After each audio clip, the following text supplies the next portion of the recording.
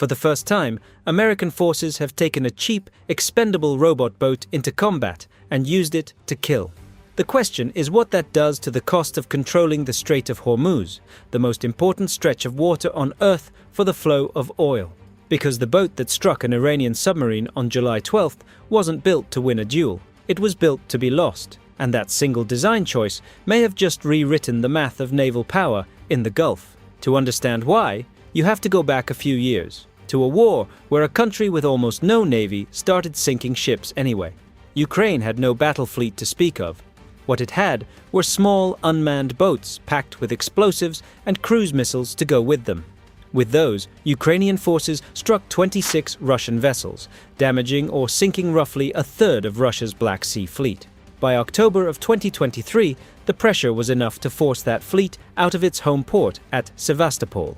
Since then, the Black Sea fleet has rarely risked its ships in open water at all. The idea spread.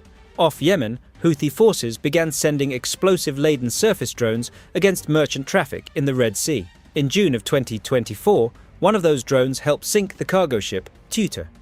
The first vessel, a drone boat, could claim a hand in putting on the bottom, so the weapon was proven. The strange part is who hadn't fired one yet. The United States had been the careful student. American forces had been folding surface drones into the fleet through Task Force 59 for years, but for watching, for sensing, for presence, not for killing. Over 2025 alone, one American drone boat program logged more than 79,000 nautical miles and over 15,000 hours at sea, and not one of those hours was an attack. The line between watching and striking got thinner in June of 2026. When an Apache helicopter went down near the Strait of Hormuz, it was one of these robot boats that reached the two downed aviators first. The first time an American surface drone pulled human beings out of the water. A rescue, not yet a weapon. That last line was crossed on July 12th, and the boat that crossed it has a name.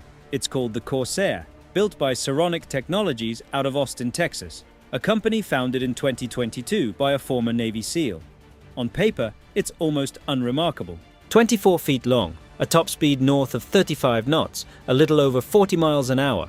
It carries up to 1,000 pounds of payload and can run more than 1,000 nautical miles without refueling. Those numbers come from the manufacturer, which is worth keeping in mind. They're the builder's own figures. But the concept behind them is what matters.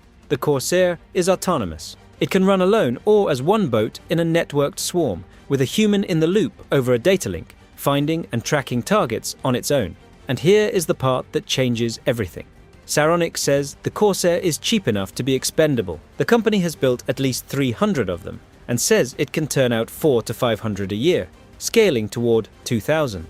To put money behind those words, the Navy signed a production contract worth $392 million, running out to 2031. The Secretary of the Navy described the program going from prototype to production in under 12 months. Saronic won't give a public unit price, but analysts estimate a boat in the neighborhood of $1 million. Set that against what it attacks. To stop a swarm of these, a defender has to spend missiles and interceptors that run into the millions of dollars apiece, several of them, one per boat. That is the whole game. It's the same brutal arithmetic that cheap flying drones have already forced onto air defense.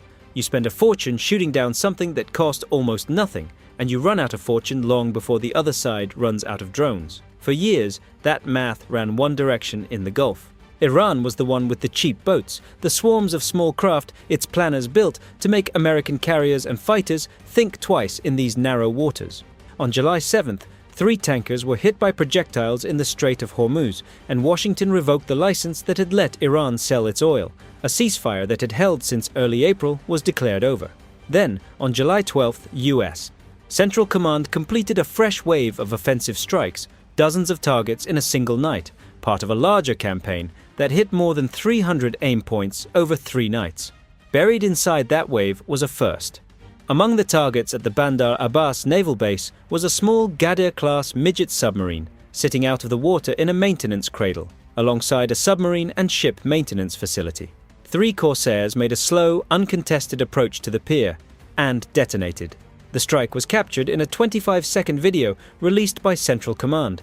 In its own words, "Yesterday, using multiple one-way attack surface drones, CENTCOM forces successfully struck a submarine and ship maintenance facility in Iran. This wasn't a sea battle. There was no chase, no exchange of fire. The target was a stationary submarine, and the boats simply drove up to it and destroyed it. But that's precisely the point the manufacturer wanted made.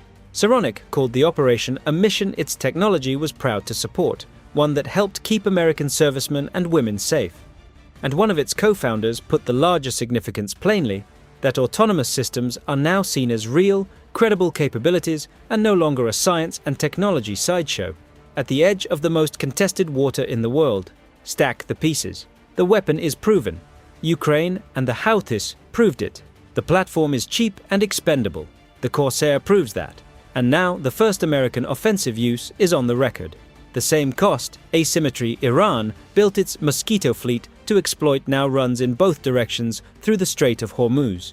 Analysts are split on what that means. One reading holds that cheap, attritable drone boats saturate an enemy's defenses and erase the technology gap that used to favor the stronger side.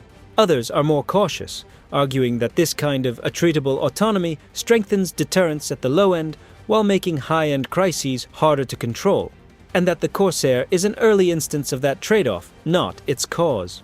What almost no one disputes is that once the United States has done it in the open, China and Iran will move faster to answer it.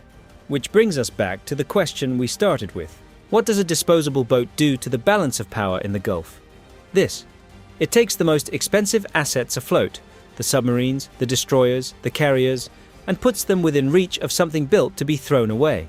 The side with the deepest pockets no longer sets the terms. The side willing to lose the cheapest boat does. The Strait of Hormuz didn't get a new weapon on July 12th. It got a new kind of math, and there's no putting it back in the box.